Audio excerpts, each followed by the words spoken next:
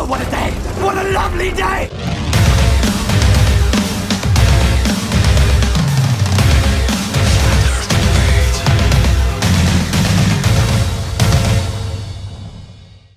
Welcome to Flat Earth Debate Live. I'm your host Nathan Oakley, and if you are new to this channel, or you've not done so already, then be sure to subscribe and hit the bell notification icon to keep up to date with the Flat Earth Debate. If you'd like to support the channel, there is a super chat that runs alongside each of these shows while they are live. There's also a PayPal, Patreon and crypto link in the info box below the video. Most importantly, if you'd like to join the discussion, simply mute the page you are currently watching, then click the link in the info box below this video to join the panel and express your views on the nature of Earth. If you do join, please don't swear. If you do, you'll be ejected, and if you are, please don't try to rejoin the stream using sock accounts. You'll be warmly welcome back on the next stream. Please also share the show on social media. Sharing the show obviously increases the live audience, but this in turn increases the chances of a more diverse panel, so please share the show on Facebook and Twitter. And one last time, if you're new to the channel or you've not done so already, then be sure to subscribe and hit the bell notification icon to keep up to date with the Flat Earth Debate. Now, we are joined by 10th Man, Ranty and the Adam Meakin in G+. Very good to have you. Afternoon. Hello. And we've also got a fair few people in Discord. Hello, everyone in Discord. Hello. Hello. A couple of you off mute. Any signs of Earth curvature? Not from Alpine. I went looking, Nathan. I couldn't find any. Well, if you've not found any, Ranty, then I would say there ain't none. Any signs of axial rotation? Not of the Earth kind. Any evidence? The only time I feel I'm spinning is when I'm drunk. Of the Earth-based variety. Any evidence that you can have gas pressure without the necessary antecedent of a container to press upon? Haven't seen it yet. Maybe Adam could answer that. He spoke with Spurs about it. Don't you do that again. Oh, please. Not in Nottingham. Any evidence of the R value, Earth radius? No, presupposed. No. Any evidence of any viable hypotheses from any of the following? Cosmology? I was going to say Scientology. Astronomy or astrophysics? Well, if you did, you can just cruise along. Any evidence of a self-perpetuating molten iron core at the centre of a presupposed spherical Earth? Nope. Nope. Any evidence of the distance to the Sun? Discord? I have something for this, but it's more of a challenge. Or not, maybe not necessarily a challenge, but just a question to any ballers out there or anyone on the panel. Supposedly, they're able to find the distance to Venus and like triangulate that. I don't care about the triangulation part. I want to focus on the radio waves somehow being indicative of the distance to Venus, which was one of the proofs posted by Simon Dan in one of his recent videos, radio waves to Venus. And I want to know if anyone has the answer to this. How do they know that's where the radio waves are coming from when they intercept them? Do they have some type of symbol attached to them or something? Like, how do you know when you shoot one out, you're going to get back the same one? Anybody? Isn't this divination? They're gonna have a chart, and then they're gonna point at what they think is the most reliable assumption, and then they're gonna go with that story. Well, if you point a radar at a car on the highway, it bounces back, and that's how you know. That's correct. Right, Brenda. I understand that. Radio waves and what is it that submarines use? Sonar. Submarines use sonar. And then radar. It's similar Yeah, similar concept is what I'm saying. What I'm saying is when they shoot it out, how do they know? Because radio waves supposedly are coming from all different types of places. How do they know it's the one they shot at Venus coming back to the interceptor? There's nothing else out there. There's plenty of stuff. They talk about different types of radiation, radio waves coming from all different types of things. Oh, it would be by the frequency, right? And by the direction, by the frequency and the direction. So there's radio waves, but they're coming from all different directions. But radar is directional. So you point it directly at an object and it bounces back and then you time that. And by that you can get the distance. How do I get the timing? How do I get the timing? That's the question I've got, Brendan. You seem to know about this. Maybe you could help me on this, because I pondered this.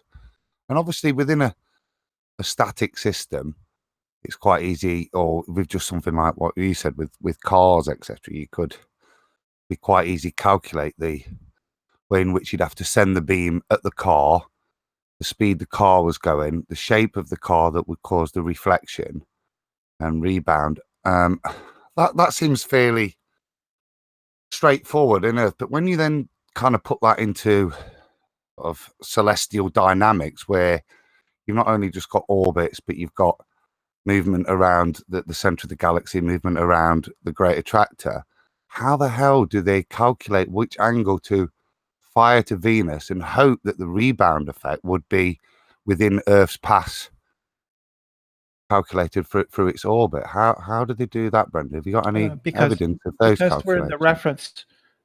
Yes, because it's the reference. It's the reference frame.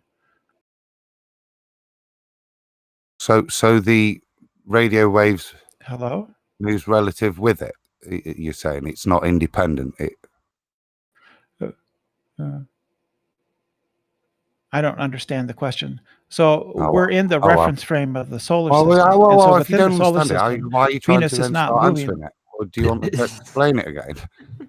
How can you? That does not make sense, Brendan. Yeah, Brendan's not making a lot of sense this morning. What doesn't make sense about the solar system? No, what doesn't make sense is you said you didn't understand. What doesn't make sense proceeded, about the solar system? You're doing it again. So you've asked a question, it's getting answered. What doesn't make sense is you saying that you don't understand something and then proceeding to answer anyway. If you don't understand the question, then presumably it needs clarity or repeating, rather than you just trying to answer something you don't understand. That makes no sense.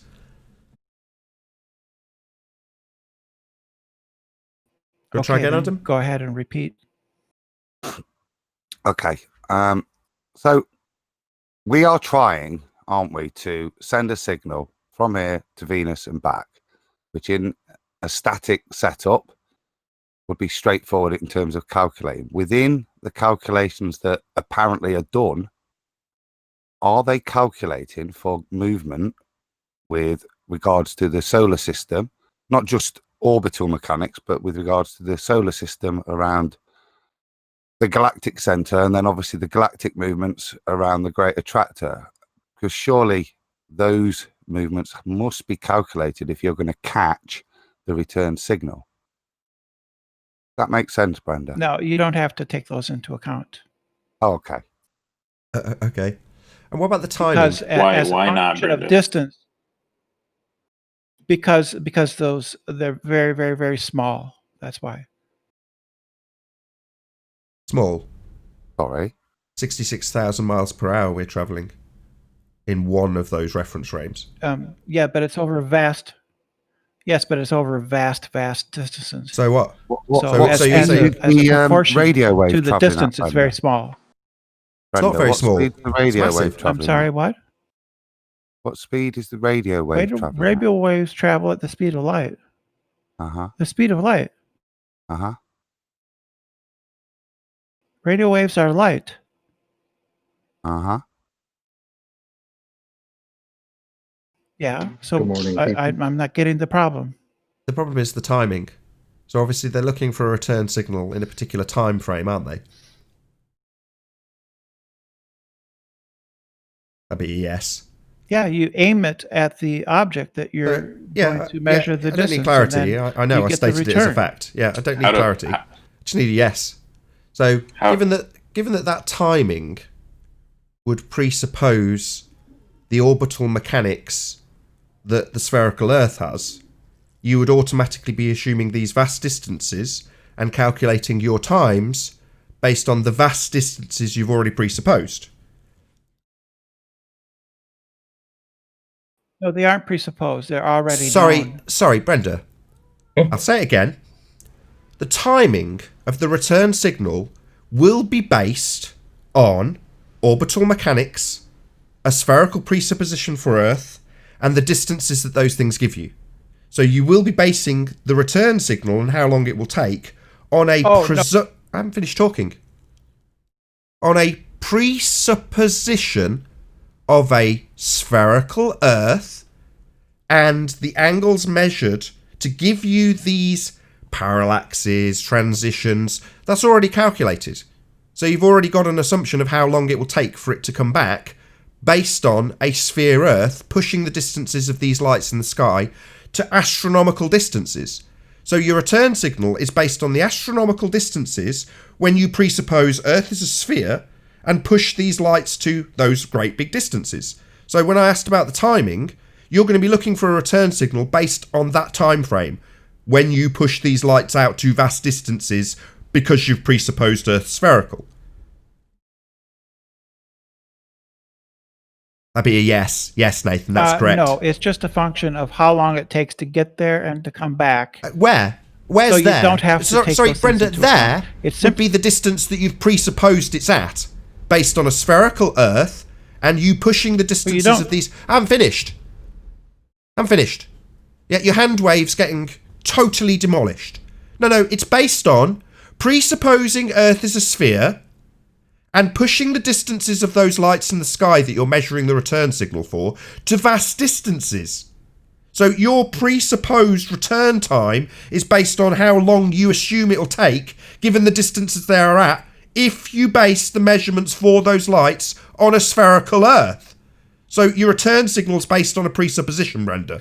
When you're looking for that return signal, it's coming back in the time frame you've already decided based on lights that are vast distances because you've made a presupposition that they're vast distances because Earth's a sphere.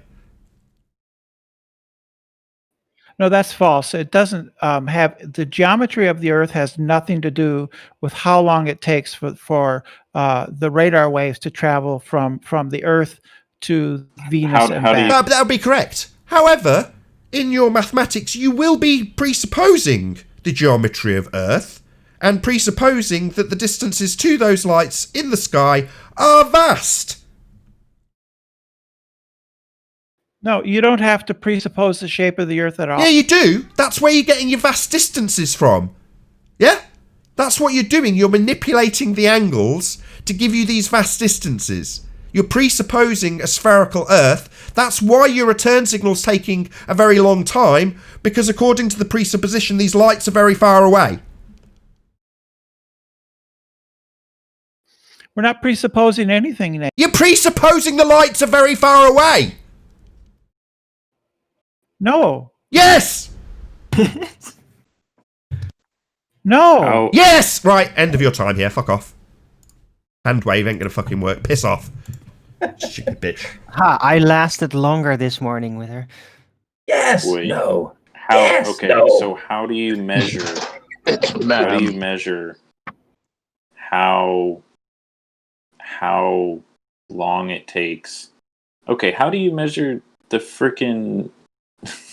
That doesn't. So, for instance, if you were to measure radio waves and you shot them at a car and brought them back. Okay, how would you measure the speed of light? I mean, how is that measured, first of all? And then, have they done that on Earth, where they shot it at something and timed it? Well, I've seen it demonstrated over a short distance with very fine-tuned electrodes, and it could be interactively, meddled with. The distance could actively be changed, and then the time pulse, the interval would be greater. He manipulated on the video. Let's just kill this. Let's just kill this. It was a personal curiosity for a time. Let's just kill this dead. I'm sick of it. So it would depend on the medium that this is travelling through. So what's the medium that this is going to be travelling through exactly? Right, exactly. No one knows. I mean, well, there is a claim about what. Hold on, it's going into the sky, right? Is there not an on the table claim about what the sky is, the medium? Vacuum. I mean, to a certain extent. Somebody got it. Hold on, Fenris. Who said that? Sure. Sky vacuum. Oh, that's a bit of a problem. Because the claimed medium that they're taking this measurement through when they presuppose the lights are at vast distances because they're starting with the spherical Earth, the medium that it's travelling through is a violation of a natural law. So like any travel to the moon or satellites in orbit presupposed again around a spherical Earth, of course, well, all of those things are taking place in a medium that doesn't exist. So if they're claiming they know the distance and the time it would take to get back on this presupposed journey at vast distances, then they're going to be able to verify that the medium's a vacuum, are they? A violation of a natural... No, they're not, no. So, like everything that takes place in Narnia, including this measurement, with the presupposed duration of travel and when it's going to come back, when they look through that audio garbage on their screens, yeah, the visual garbage that they see, the noise and interference, they're going to say, oh, that's the return signal, exactly when we thought it would come back, when we presuppose these lights are at vast distances. Through the medium of a vacuum. Right. I mean, that's the thing is, how do they know it's coming from Venus and not something else? I mean, who freaking knows? Like, who knows? It could be an asteroid that came by. Like, and also just exactly what you're saying. That takes it back a few steps. Like, you're presupposing all these things. Therefore, it's, you can't make those type of assumptions. But also, if you want to beg the question, how do you know it's coming from Venus? Like, you don't. Unless you go there, and you're there to intercept the signal, and you go, yeah, it's a signal. Yeah. Like with everything they claim, it will start with the presupposition of Earth being spherical. That has resulted in the stars being pushed out to these astronomical distances by presupposing an R value, taking these measurements. And then when you fast forward to modern times and they say, oh yeah, we're measuring it with bouncing stuff off it. Oh really? And how do you know when the return signal's going to come? Oh, well, because it's all based on our heliocentric model of the world, with these stars at these vast distances that we've presupposed, because they've got to be if Earth's a sphere. That's their explanation. Right, so they say they bounce a signal and then they get a readout. Of course they can. But then they start to divine that readout and based on what they presume it should look like according to a globe. And then, yeah, it sort of must kind of match. It must be good enough. That's how they do it. It's a shame Anthony's not here. It's a shame Anthony's not here to go through the Jodrell Bank stuff and how some guy called Bob from JPL came along and was like, there's the return signal. There it is in that load of mess there. And they're like, we're not so sure. Oh, it definitely is. that was how it went. Very scientific. I was just doing... Tony, have you heard this bit with Nate? Oh, he's here. Oh, hey, Sleepy Warrior, your icon didn't come up. Before you get onto it, Tony, I was just giving Brenda some... Because it just popped in my head when she was saying. So I've just done some of the maths on what I was suggesting, Nathan, there. Because Brenda said it was insignificant. Now, via Google, the distance between Earth and Venus is 326 million kilometers. Speed of light is 299,792 kilometers per second. Therefore, to travel to Venus would take 1,087 seconds or 18 minutes. So the Earth would have moved. Right, yeah. So given that the speed around the average speed of the solar system around the Great Attractor is 828,000, yeah, 828,000 kilometers per hour. That equates to 13,800 kilometers per minute, which would mean that in the 18 minutes for it to get there and the 18 minutes for it to get back, it would be just short of 500,000 kilometer distance that you would have to calculate for. So you'd have to angle your return angle, not back to yourself, but on the trajectory of the Earth in the solar system around the Great Attractor, and the distance of, you'd have to equate for that path over 500,000 kilometers. And where is all More this tricky. these speeds and these orbits? There's the giveaway. Where's this all derived from? Yeah. Not rhetorical. Tony's bit. No, I'm asking you, Adam. You've got all these presuppositions of things falling around other things in circles, right? Orbits. Yep. Where's all this come from? Where's this all derived from? Wow. The Copernican model originally, isn't it? It's all a presupposition of an assumption of an R radius, is it? What it all falls initially back to. If you don't assume the Earth's a ball, then none of this stuff follows, does it? Oh, so it all comes back to presuming Earth radius then? Ah. Yeah. It would be right. a fundamental premise for the religion, wouldn't it? Yeah. I mean, we're going to get into a different R value now. I presume Sleeping Warrior's now ready and queued up, and we'll talk about Venus R, but obviously the Earth R is where that all begins. You ready to rock and roll, Anthony? No, he's on mute. he's on the phone. No, I am on the phone. It's just, I have to go. I'll be really quick with this. So this is a NASA document, and basically what I've done is NASA. What I'll do is I'll copy that and I'll stick it into the chat. Basically, under the title of Venus or Bust, it says, on the 10th and 12th of Feb 58, the radar was pointed to detect Venus, and then some 45 million kilometers away. The radar signals took about 5 minutes to travel the round-trip distance. In contrast, John DeWitt's signals went to the moon and back to Fort Monmouth, New Jersey, in about 2.5 seconds. Of the 5 runs made, only 4 of the digital recordings had few enough tape blemishes that could easily be edited and run through the computer. 2 of the 4 runs, one from each day, showed no evidence of radar returns. The others had 1 peak each. Price recalled, "When we saw the peaks, we felt very blessed. It was not absolutely clear, however, that the 2 peaks really were echoes." Green explained, quote, "We looked into our soul about whether we dared go public with this news. Bob was the only guy," Bob from JPL, this is not Jodrell Bank, this is JPL in America. "Bob from JPL was the only guy that really stayed with it to the end. He had convinced himself that he'd seen the echoes, and he had convinced me that he'd seen it. Management asked us to have a consultant look at our results, and we did.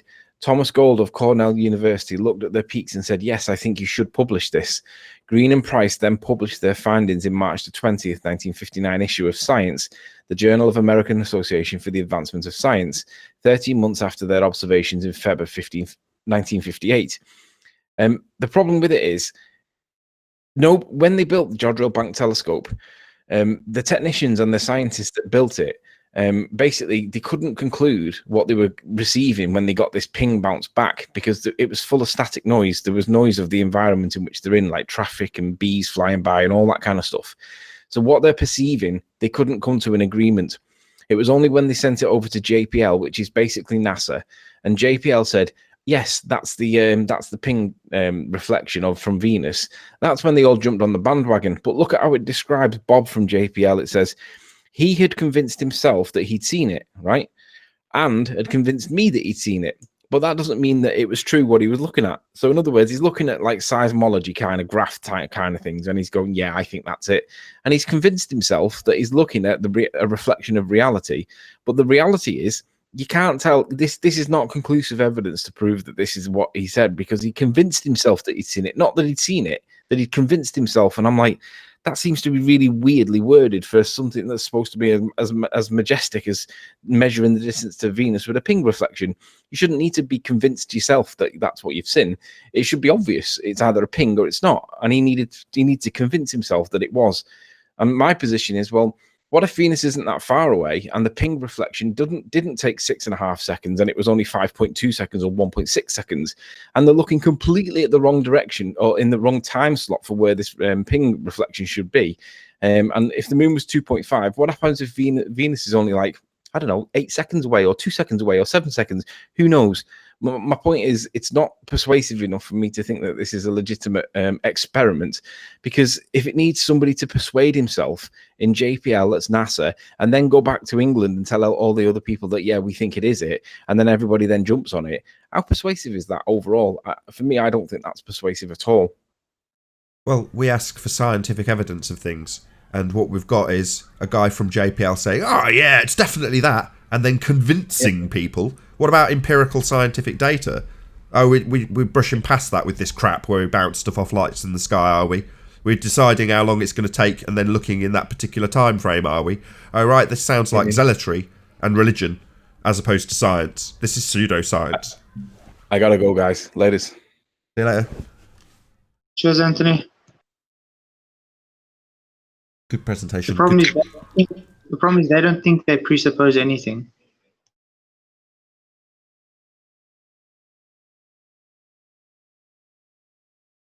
Yeah, I think we got that from Brenda.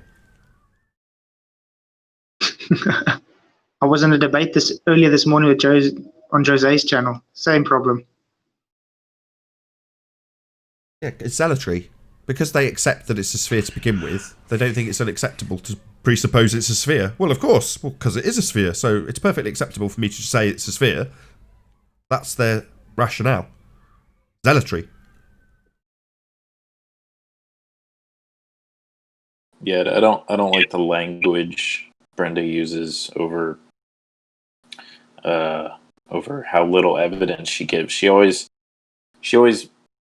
does this psychological thing where she says things are very plain and simple. It's very easy. It's very, insert word here. And it's basically, she just tries to condescend and patronize everyone. Oh, it's very, it's very set in stone. It's kind of projection to make you think that you're stupid or you're not in line with common knowledge. She's like, oh, well, it's a very simple thing to do. We use radars. It's it's not complex. It's not it's just projection basically. All they got are tactics. All they got are psychological tactics. They don't have any. This is what you do when you don't have any arguments anymore, or when all the arguments you did think you have been destroyed. So now you have to use tactics. That's what Brenda does. Shout out to Rakia Life. He says, don't get caught up in the details of nonsense. Stick to truth. God is creator, Rakia Life. Thank you very much indeed. Is Rakia Life the same as Dave Rakia Gafford? Yeah, shortened it. Thank you very much, Rakia Life. Really appreciate your support. So, any proof of severity in the? Easy for you to say, Randy, isn't it? The severity of sphericity.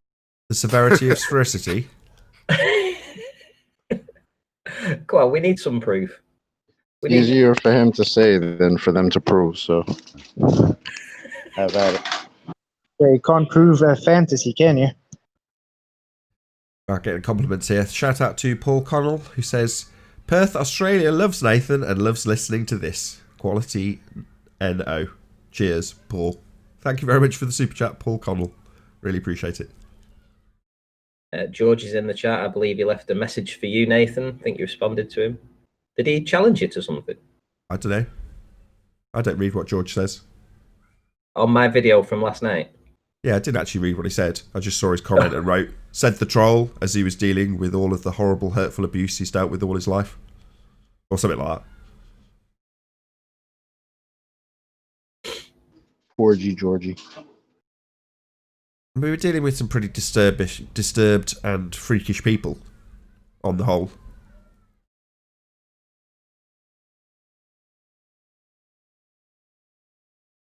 It was nice to see Jem sticking his neck out, though. Yeah, he's got a proper chip on his shoulder, hasn't he? Ranty, man.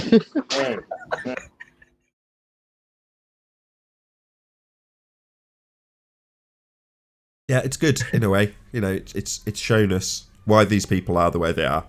You've only got to look at someone like that and know their backstory, inside out, back to front, and why they're now a poisonous little dwarf.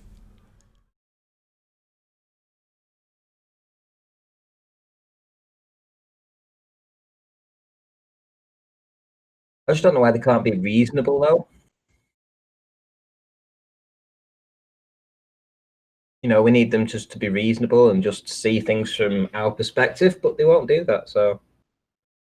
I don't need that from them. I don't care if they don't see it from our perspective. We're in the right. It doesn't fuss me if they want to assert their incorrect assertions over and over again, rinse and repeat style. Good for you. That's got to be cognitively painful. Share your pain. And then to come back here every day just to listen to their world get destroyed again and again and again. Must be horrible. How is it that global send you have to calibrate the radar? Calibrate it, eh? You just go out to the location of Venus, just double check it's the right distance, and that's your calibration done. Job's a good one. They don't think you need to calibrate it. They think it's just magically is right.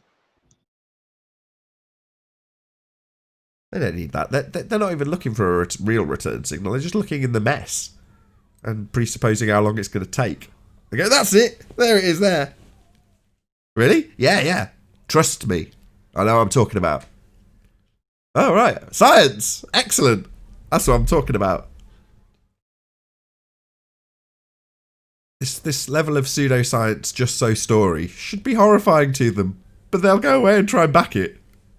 We just have to state it's not scientific evidence. It's the just so story of this Bob guy from JPL in the case of Jodrell Bank. But they're not going to care. They're like, yeah, that's okay. Bob from JPL is perfectly entitled to just tell us what our world is. Yeah, that's how they see things. I find that very amusing. Not seeing it from my point of view, I don't care. I'm happy. Yeah, but Nathan, it was based on the scientific evidence that he'd convinced himself already. Yeah, exactly. There was the scientific evidence of the presupposition that he'd got in his just so stories to begin with, and he went from there, and that's acceptable.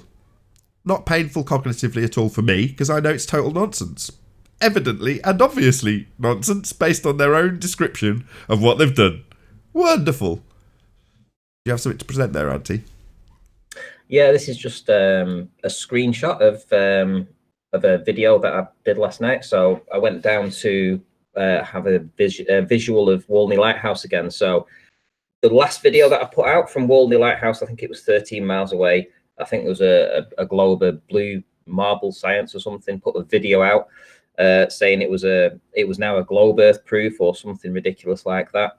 In any event, just to ram home this point, so this was from 13 miles away. So I went down to 19 miles away to look at Walney Lighthouse yesterday, and this is just a screenshot of one of the many times that I saw the lighthouse flashing away merrily from a height of approximately 5 feet or so above actual sea level. 19 miles, there for all to see, completely debunking the globe.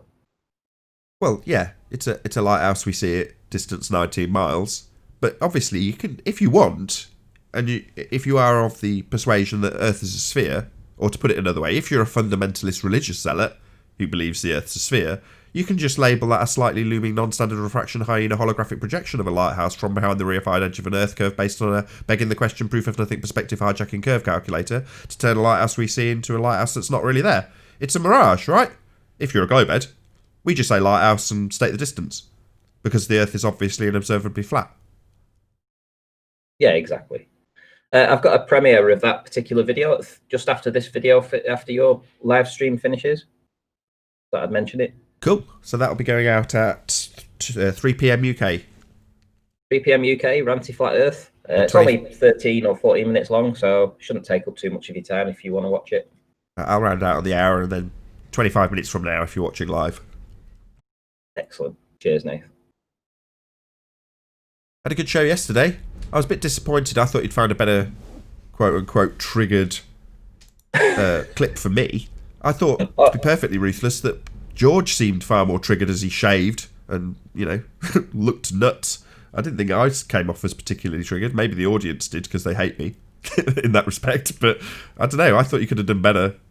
To be honest, I was running out of time because I was getting nomination. I got a nomination for you. I didn't expect to get a nomination for you. So when I got a few of the nominations in, it was like, okay, so now I need to go and find clips of these people doing this, because I wasn't getting the help from anybody, which I asked for, which was, if you nominate somebody, tell me a video, give me a timestamp to go to it, and I'll play the video. So I had to do all the research on my own. I basically ran out of time. So What To can be I honest, say? though, while I'm being critical, you had a very entertaining hour-long show, and I bet you'll do very well with that show. Lots of people will want to watch that, and it's a good length. I watched it again, so I went back to it this morning and watched it again because I missed various chunks of it. I was putting up a cot in the kids' room, but I could vaguely hear what was going on in the background. But like I say, I went back and watched it twice. And no offense, Ranty, I don't often watch your shows twice. Look, don't take that the wrong way. No problem. I barely watch yours, Nate. Exactly. Shout out to Workhorse, who says $5 for booting Brenda so quickly and saving us from having to listen to that rubbish again. New South Wales, Australia is flat. Thank you very much, Workhorse. Also, shout out to Paul Connell again. Thank you very much for the super chat. Interesting topic, chaps. Perth, Australia sunsets are very short. Topic of cap summer versus trop of Cancer summer. Faster sun versus slower sun. What's the sun again? Anybody at all? Thank you very much for the super chat, Paul.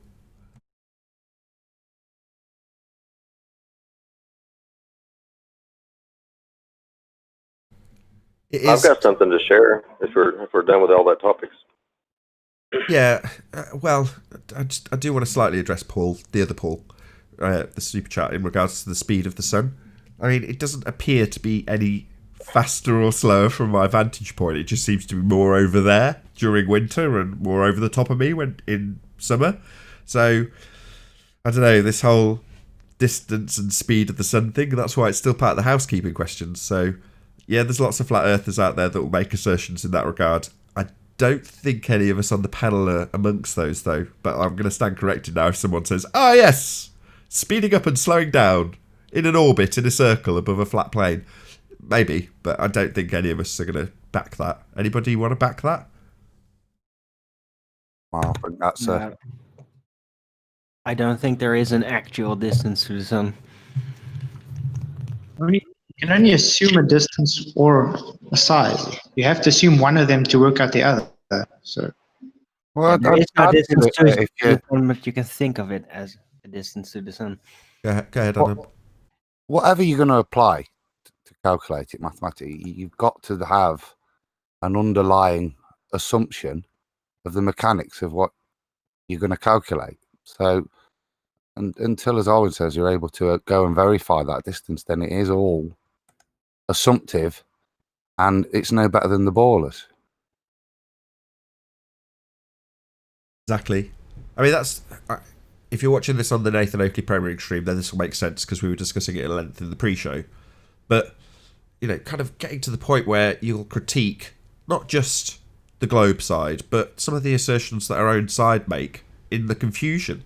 And some of it is probably pushed into the narrative anyway, so we adopt it in this subject matter. We've talked before about offering up our own straw men for them to burn, in the case of the Azimuth Equidistant or Gleason's or any number of flat earth maps that are out there, typically globe projections to begin with anyway. But those are the kind of things that I like critiquing of our own side. We really don't know, and to be so bold as to assert we know what causes a lot of the things that we have no explanation for after losing the mainstream explanation, it's totally unreasonable if you ask me. We shouldn't be doing it. How the hell do we know if we verified it? If we got scientific... No, we've got none of that either. But yet there's many a flat earther that will say, the horizon rises with eye level. You're like, horizon? What, the not actual position where the sky meets the ground? It doesn't. What the hell does that prove? But yet we have it punted on our side at nausea. So there's plenty of that stuff from our own side to critique. And this is one of them with the sun, its speed, its presumed size or distance, or both. So, yeah. What's it made of? Hydrogen. It's not cheese, because that's the moon. Helium. chocolate. It's got all sorts of different all sorts of different chemical compositions as it's fusing, as it's undergoing fusion or fission, whichever it is. It's creating different layers as you go down, as the processes of creating energy are expelled, and then it'll go to a more dense material. That's what they claim. How the fuck do they know that? An atomic gobstopper. Yeah, but it's because of the fusion changing the chemical composition of whatever's, is it hydrogen that's fusing and then becoming a more dense element until it gets to the end of its process, and then eventually it'll turn into a red dwarf and maybe even implode. But no, it's not big enough. It's only a... Yeah. Well, red dwarf is the name of a particular type of sun, isn't it, in their model? No, I'm not talking about red dwarf the show. I'm talking about their version of a star that's reaching the end of its life. We will never have, according to their model, a supernova from our medium-sized stars, but Betelgeuse or something could go supernova, and you end up with you could end up with a red dwarf, or what's the other one? The isn't it a white dwarf? No, white dwarf is when it's supposedly cooled off, and then if the critical mass of the gravity gets too high because of the total original mass of the sun, then it implodes into a black hole. Yeah, that's before we even get to pulsars and quasars. There's all sorts of shite you can make up about the sky vacuum. It's brilliant. I took a really good image of the moon last night. I wonder what those tracks are that are on it. It looks like there's tracks running across it. From the base, from its belly button. Well, it's Pete Shade's 4x4. Yeah. Pete Shade's 4x4. That's where they have the lunar rover races. That's the buggy tracks. The moon is much smaller. I actually saw that for the first time. There was what was that movie? Ad Astra. They had a lunar rover car chase on the moon. I draw that. Kind of fun. That's not. I mean, let's get it straight. The official narrative is they play golf. So, which is more far-fetched? I would say the official narrative. Yeah. Is it what the golf ball tracks? What I love though is that the movie was set in the future, but the lunar rover pretty much still looked like the old shitty '69 lunar rover. Just a little bit more gold trim and nonsense on the sides, but it looked like the same thing. I was just like, oh my god. Wasn't that thing basically a stripped Jeep? Very basic vehicle originally. Not really. If you pay attention to the narrative, there's a whole series about the German engineer that manufactured the springs, the exploding mechanism, and by exploding I mean it folds out.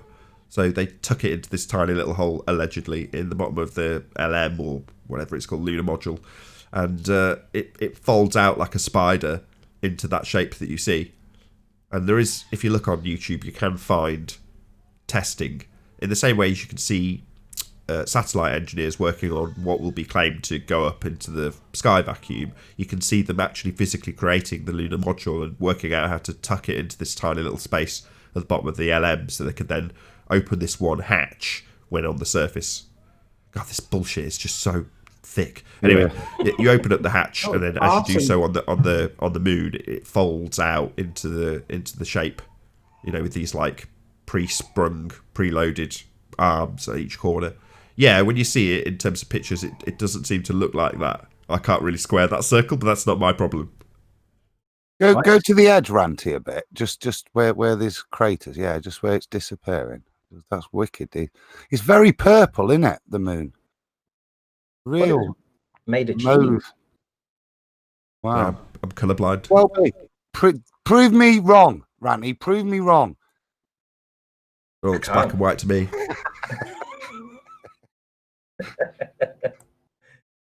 Wensleydale. Okay, anything more for any more, Ranty? No. It's all good. Paul, did you have something to present? I do, and go ahead. You're up. Oh, yeah. Just saying hello to everybody. Hey, okay. How you doing, Brian? Can you guys see this? Obviously, see my video. I'll bring it up so you can see a little bit bigger. Now we've been told by the gold ballers that you can't have a differential pressure in a closed system like this. Well, first of all, there's a cylinder which has a gas in it. We have another aluminum cylinder, which is pretty much the same diameter all the way across. Well, this talks about resonance frequencies, and this is kind of interesting video. I'm not going to obviously not play it for the sake of copyright, but he puts the gas in the cylinder and lights the flame, You can go over here and do it. But as he changes the frequency, the pressure changes inside the cylinder. At the high peaks, it's high pressure. At the low peaks, it's low pressure. I gotta go. Hang on a second. Yeah, You know how it goes around yeah, I've here. seen this. I've seen this demonstrated. It changes the sound resonance. It pushes the gas into specific compartments, and that will cause some parts to be under more pressure, exerting more gas to the outside than others, giving that pattern. Yeah. So there would be pressure in a container. Mm-hmm. Oh, the container goes without What's saying, pressure? Flatsoid. Yeah, there's pressure obviously in the container, as you got to have the gas pressure to begin with, but there's a change in pressure across the cylinder. Right. So he's got a gradient in there, is what he's saying. Yeah, there's a pressure gradient inside the cylinder. In fact, multiple And it gradients. uses sound Multiple gradients. Yeah, right. Yeah, let me find one. Here you go. Yeah, there's multiple gradients. Well, it's caused by semantics or by semantics. No, cymatics, that's it, right? Right, it's the No, I think sound you're right waves the that are first time. bouncing from inside the cylinder back and forth. I think he was right the first time. It's caused by semantics. Semantics. There you go. So I just thought this was interesting. So when the ballers say you can't have differential pressure inside of a container, well, here you go. So we've got, was it Good Times for All has done one? Was that the one that did it with heat and cold? Well, here's one using sound differential pressure inside a container. I can drop this in the Discord or wherever you guys want me to. Yes, please. Anybody That'd wants be me great. to Yeah, if do you it. could drop it in live stream in Discord, that'd be great. Thank you very much, Paul. That was ace. That's really good, Paul. That is, especially with the wave pattern you see in there on it. It's really, really, and just goes. But I mean, with all of it, all of these things, Zach's. We did one with we showed with real sonic pulses that created it, but all of it requires the antecedent of it to be contained first before you can then. And what's clever about this is just to show it's not just temperatures, but just think about this is a pulsing effect. So all those multitude of effects when you put onto a massive scale, it shows you how you could start to make up just daft ideas like them about why the gradient exists. But it all shows that you need the container first before you can manipulate the density of anything. Now, the question I would say to the ballers after this, because they always say differential pressure is equivalent to a vacuum, is the amount of gas inside this container the same, or is it less that's causing this? Well, that's an interesting question, and you're right. But I would say, now show us that happening without a container. That gas pressure gradient that was previously their straw man response or their red herring response to how can you have gas pressure without a container, then you demonstrate a gas pressure gradient in a container, and their answer is gas pressure gradient. It's like, okay, so now show us a gas pressure gradient without a container. Go. Without pointing at the sky. Fundies. Yeah, but try and get them to understand that Earth is a separate system from a vacuum. And space and Earth is separate. Is this from the argument that they're giving you, Paul, that there's a differential pressure? Or did you say it means there's a vacuum? Well, they always say they equate a differential pressure as a vacuum.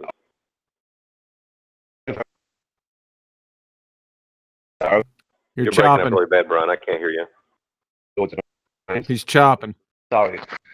Yeah. Well, they have to come up with minus Tor value. Can you hear me properly? You don't have negative Tor values. No, I said minus Tor values, not negative. I didn't say negative. I said minus. I know there's no Minus. negative. Yeah, Yeah, minus is still negative. Right. Yeah, but no, from 1 to 0 is minus Tor value. It's the orders of what it's magnitude called. beyond. When you say minus, 10 to the minus 17 is the number of orders of magnitude beyond the decimal point. So it's still above 0. Definitely not minus. Well, it's called minus. That's what it's called. It's going minus. I even have a chart. Yeah, on my it's no big computer. deal as long as we say there's no negative values. That's fine. It's 10 to the negative 17th tour interstellar space, but yeah, that's fine. Shameless plug time. Yeah, Ranty's going to be doing it in about 10 minutes as well. Go ahead.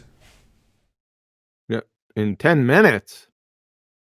Yeah, so when this live show ends, I'll just plug it now. So go over to Ranty Flat Earth channel. There's going to be a premiere of his latest observation. That'll start at 3 p.m. UK in about 10 minutes from now. Go ahead, QE. Has he heard of a schedule before? Yeah, we've had many meetings with him in that regard. He'd rather just tell me on the fly to change my time of my show. Well, his idea of the schedule. All right. All right. QE live today at 1 p.m. Central, 7 p.m. UK. Fairy Tale Evolution Part 4. Yeah, it's going to be a good one. One of your favorite, Nihilinace, Lenski's E. coli. Oh, yeah. Human chromosome 2 fusion. Oh, yeah. We're going to get some. How do they still believe in evolution? B-sphere. Hold on, let's just round out that plug. So Be Here or Be Sphere on the Quantum Eraser channel. That's 7 p.m. UK, 1 p.m. Central Standard Time. And it's the final, it's the conclusion, it's the evolution, Big Bang bullshit wrap-up. Not conclusion. Not conclusion? Not Is there conclusion. another one? We have part 5 because of Adam. Oh, I thought there was only 4. Nah, it's going to be 5 because Adam had to speak up with junk DNA and functional specific complexity. So there's going to be a part 5. No, that's good. That's good. Woohoo! 5 parts. Thanks. Part 4 today, star-studded cast. Say again, Adam. I said I'm glad I nearly apologised there when, but yeah, I think so. I think it's a nice little series of topics actually, and it's covered it. Is it tonight, John, with us on Discord? Nah, it's going to be on Skype. Right. And it's going to be Nathan and Adam and hopefully Sleeping Warrior. Hopefully me. I'm very ill, so if I'm really ill later, then maybe not. I'll let you know. Yeah, I heard the stuff he knows, but the show must go on, dude. And Nihilinace is the subject, so. Cool. Very cool. Having stuff, bacteria eating man-made properties of Nihilinace. Very fascinating stuff. That's interesting, isn't it? I've not looked into it, but I've heard you chat about this one, so don't know it specifically. So I'm looking forward to the Nihilinace detail. Yeah, there's going to be keyholes being bashed open and all sorts. Whoa there.